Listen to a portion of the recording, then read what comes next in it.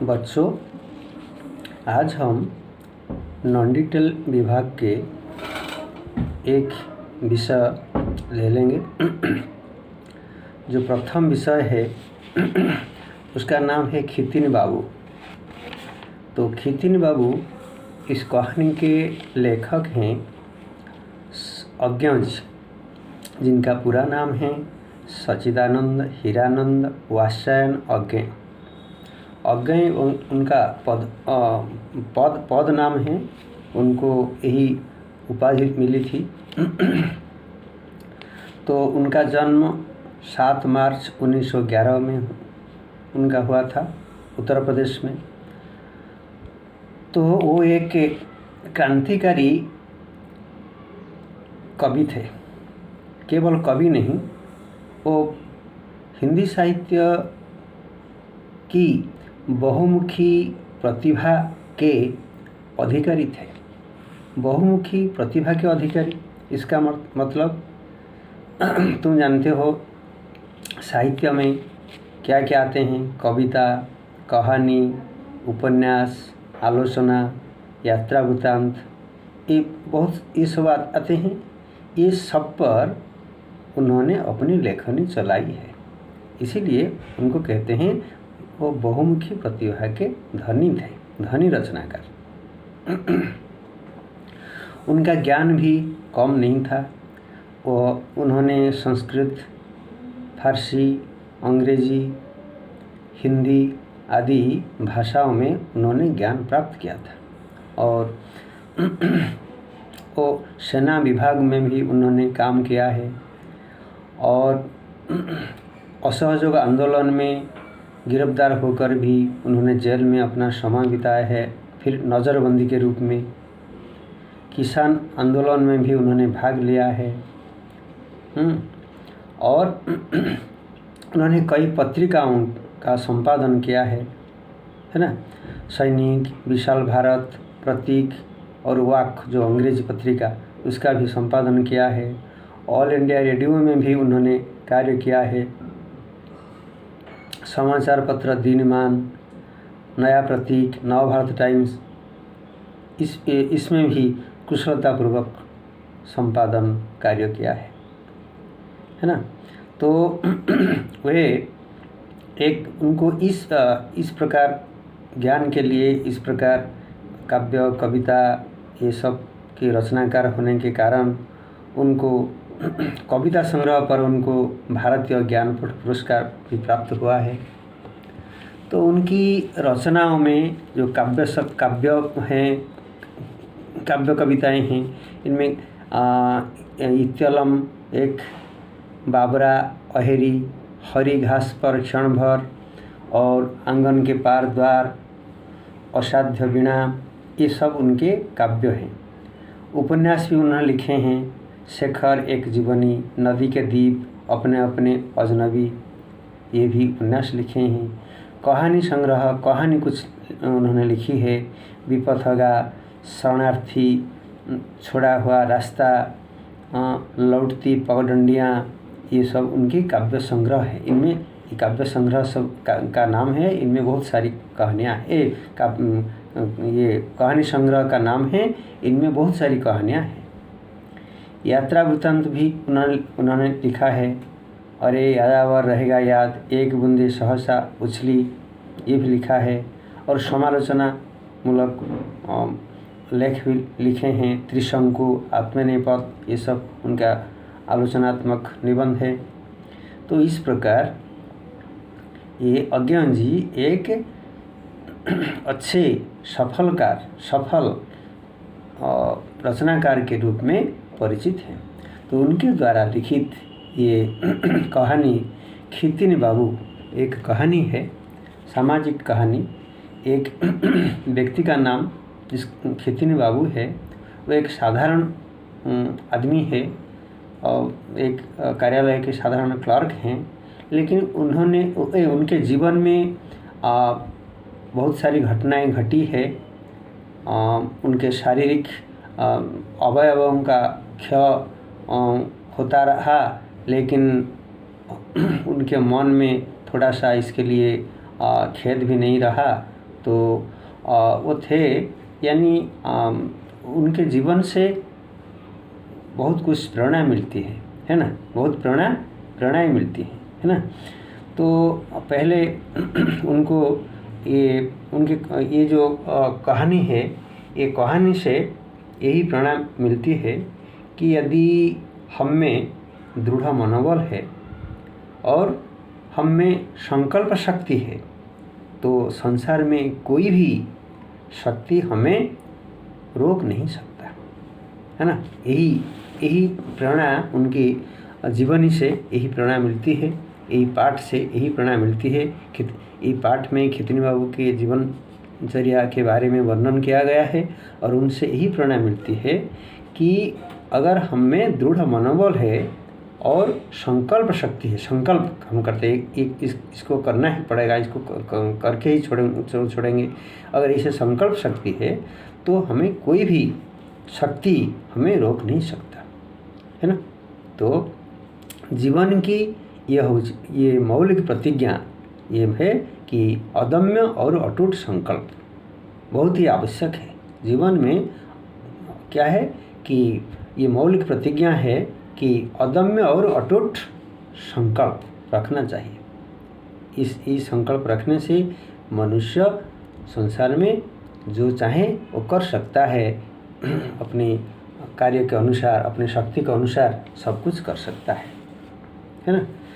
तो ये पहले खितनी बाबू के जो शारीरिक अवयवों के बारे में चर्चा हुई है।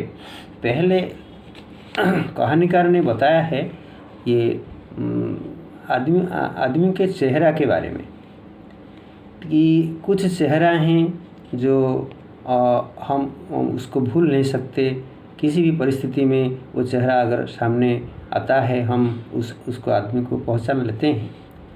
लेकिन दूसरे जानवर जो हैं वो जानवर हैं तो हमें जानवरों को एक जाति के जानवर एक जैसा दिखाई देते हैं, है ना, हम पहचान नहीं पाएंगे। लेकिन कुछ ऐसे व्यक्ति हैं या जानवर हैं तो एक बार देखने से हम भूल नहीं सकते, वो एक अलग से चेहरा हमें प्रतीत होता है और अनुभव होता है ना।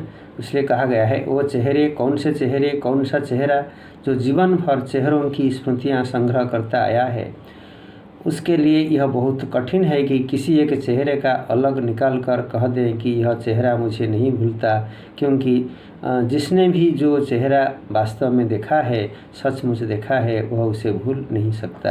फिर वह चेहरा मनुष्य का न होकर चाहे पशु पक्षी का भी क्यों ना हो। यूरोपीय को हर हिंदुस्तानी का चेहरा एक जान पड़ता है, हिंदुस्तानी को हर फिरंगी का चेहरा एक जैसे लगता है। मानव को सब पशु एक से दिखते हैं, वह भी एक तरह का देखना ही है। लेकिन जिसने सचमुच कोई भी चेहरा देखा है, अच्छी तरह किसी चेहरा को अच्छी तरह निरख कर मन में उसको रख लेता है, तो वह जानता है कि वह हर व्यक्ति अद्वितीय है, हर चेहरा स्मरणीय है, हर व्यक्ति अद्वितीय है। एक का चेहरा दूसरे के साथ नहीं मिलेगा। हाँ, वो चेहरा सवाल यही है कि हम उसके विशिष्ट पहलू का देखने ही आंखें रखते हैं। यानी व्यक्तियों का जो विशिष्ट पक्ष, विशिष्ट पार्श्व हम देखते हैं कि उनका गुण दोष को देखते हैं और उनके चेहरे को, किसी के विशिष्ट पक्ष को हम पहचान लेते हैं। तो इसे हम चेहरा को बहुत जल्दी पहचान लेते हैं। मैं भी जब किसी एक चेहरे पर ध्यान केंद्रित करना चाहता हूँ, इसमें लेखक कहानीकार अज्ञान जी कहते हैं कि मैं एक आदमी के चेहरे पर ध्यान केंद्रित करना चाहता हूँ तो और अनेक चेहरे सामने आकर उलाहना देते हैं, यानी शिकायत करते हैं कि क्या हम नहीं, आप जिसको देखना चाहते हैं हम नहीं, क्या हमें तुम भूल गए हो। इनमें पुरुष है, स्त्रियां हैं, बच्चे हैं, इतर प्राणियों में घोड़े हैं, कुत्ते हैं, तोते हैं, एक गिलहरी हैं जो मैंने पाली थी और मेरी जेब में रहती थी, एक मुनाल यानी पहाड़ी पक्षी जो मेरी गोली से घायल होकर चीखता हुआ मीलों दौड़ा था, एक कुत्ता है मेरी बीमारी में मेरे सिरहाने यानी सिर के पास बैठकर आंसू गिराता था, एक टूटी चोंच और पंख वाला कौवा है जो मुल्तान जेल में मेरा दोस्त बना था, है ना, और परकटे से पुकारने पर आधा उड़ता और उचकता हुआ आकर हाजिर हो जाता था। कहाँ तक गिनाया जाए, इस ऐसे एक विशिष्ट पहलू के, विशिष्ट पार्श्व के ये जानवर हैं, पशु पक्षी हैं। कालिदास ने शकुंतला के जाने पर रोती हुई वनस्पतियां हैं वर्णन किया है ना। कालिदास ने कालिदास एक संस्कृत के महाकवि थे, पंडित थे। उन्होंने शकुंतला काव्य लिखा है। तो शकुंतला जब आश्रम छोड़कर जाती है तो आश्रम के आसपास पेड़ पौधे उनको अच्छी तरह पहचानते हैं और उनके वियोग से वो लोग वो वनस्पतियाँ क्या करते हैं, रोने लगती हैं, है ना। ये सब चेहरा के बारे में वर्णन किया गया है। अपसृत पांडु पन्ना मुचति अश्रु ईललता, यानी ये जो परित्यक्त यानी जो गया हुआ, हाँ, जिसको हम छोड़ देते हैं उसको भूल जाते हैं, ये कभी कभी इसको भूल जाते हैं, हाँ, जो हमारे पास से अंतर हो जाता है तो हम कभी कभी किसी को भूल जाते हैं। मेरी सहानुभूति उतनी दूर तक शायद नहीं है, लेकिन चेहरों का मेरे पास यथेष्ट संग्रह है ना। मेरी सहानुभूति उतनी दूर तक शायद नहीं है, यानी सभी मेरे जितने आदमी मेरे पहचान के हैं या मैं जानता हूँ, तो सबके प्रति मेरी सहानुभूति मैंने दिखाया नहीं, लेकिन चेहरों का मेरे पास यथेष्ट संग्रह है। मैं बहुत लोगों को जानता हूँ और उनको बाद में भी पहचानता हूँ, है ना। सभी अद्वितीय, एवं जितने लोगों को मैं जानता हूँ सब अद्वितीय हैं, सभी स्मरणीय हैं, यानी सभी को जो जान पहचाने आदमी हैं उनको हम अच्छी तरह जान लेता हूँ। अगर एक सुनता हूँ तो किसी असाधारण के लिए नहीं, सुनता हूँ एक अत्यंत साधारण व्यक्ति का अत्यंत साधारण चेहरा, क्योंकि यही तो मैं कहना चाहता हूँ। असाधारण ही स्मरणीय नहीं है, स्मरणीय असाधारण ही स्मरणीय नहीं है। हर गुदड़ी में लाल है, जरा उसे लौटकर झांकने का कष्ट तो करो। तो सभी जो दूसरों के लिए स्मरणीय हैं, ये सबके लिए स्मरणीय होंगे ऐसा नहीं।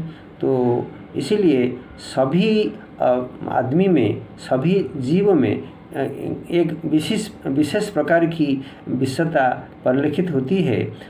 तो यानी कोई विख्यात मनुष्य को, प्रसिद्ध मनुष्य को या आदमी को सब लोग पहचानते हैं और दूसरे साधारण लोगों को पहचानते नहीं, ऐसा नहीं। क्योंकि हर गुदड़ी में लाल है, हर गुदड़ी में, यानी साधारण पोशाक में भी असाधारण गुणी व्यक्ति मालूम पड़ते हैं, है ना।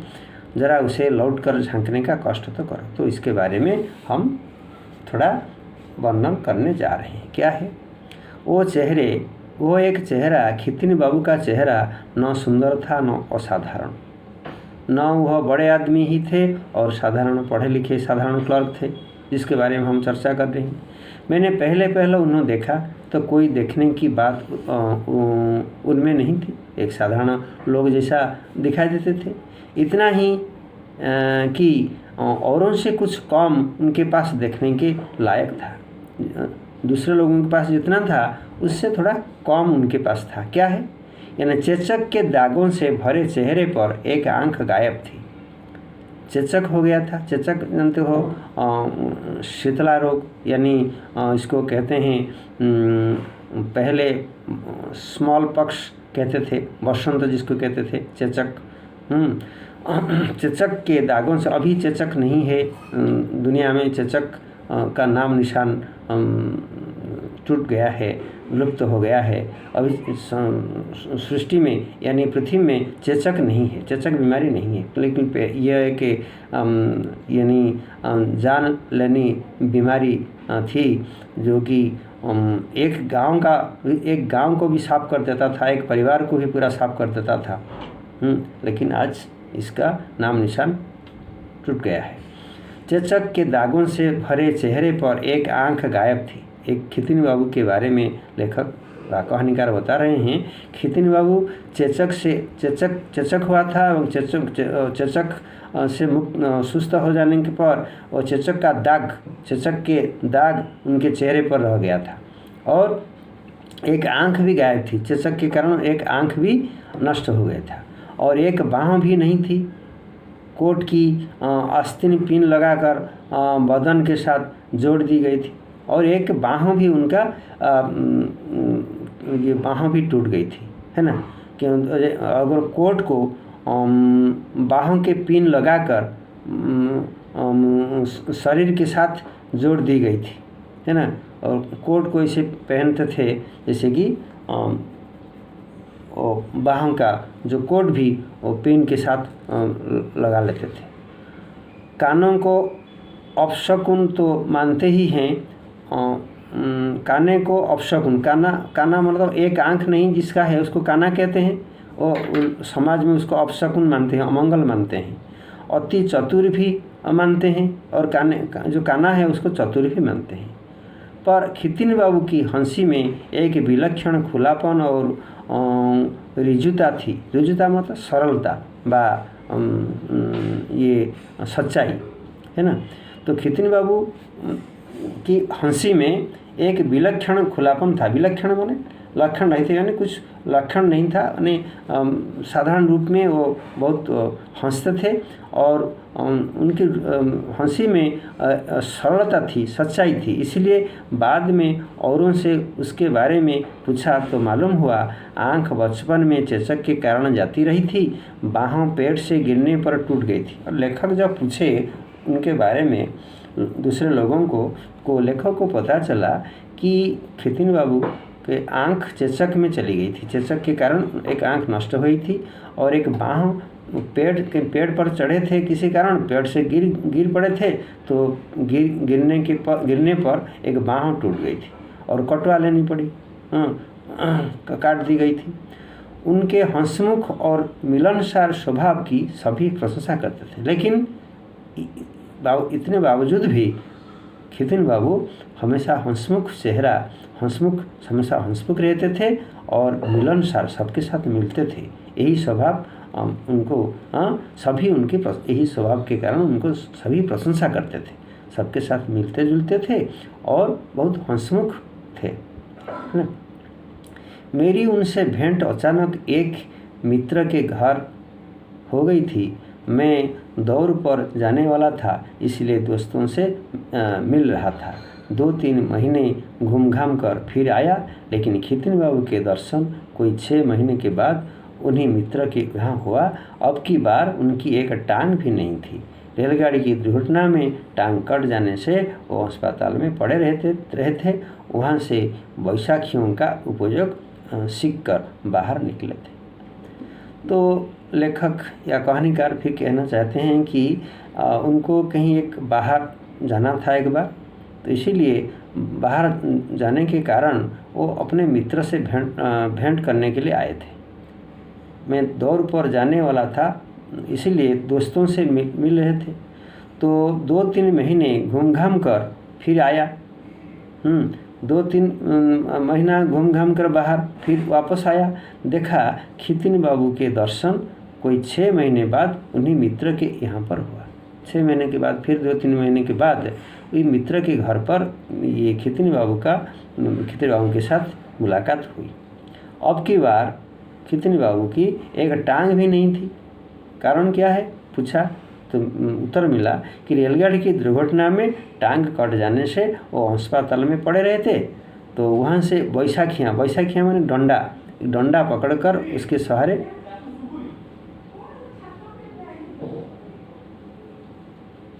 बैसाखियाँ की सहायता से वो चलते थे और उपयोग सीखकर बाहर निकले थे, है ना। तो इस प्रकार खितिनी बाबू के चेहरे में धीरे धीरे उनके अवयवों का कम होता रहा और फिर भी इतने कम होते हुए भी खितिनी बाबू इसके प्रति दुखी नहीं थे या इसके प्रति उनका ये सोचना भी उनको सोच भी नहीं थी। तो वो फिर वो हंसमुख थे और मिलनसार थे, सबके साथ मिलते थे सबके। तो यही प्रकार एक अद्भुत यानी जो चेहरा ये था। तो इसको हम बाद में पढ़ेंगे। आज इतना ही इसमें समाप्त कर देते हैं। दूसरे क्लास में इसको पूरा करेंगे। धन्यवाद।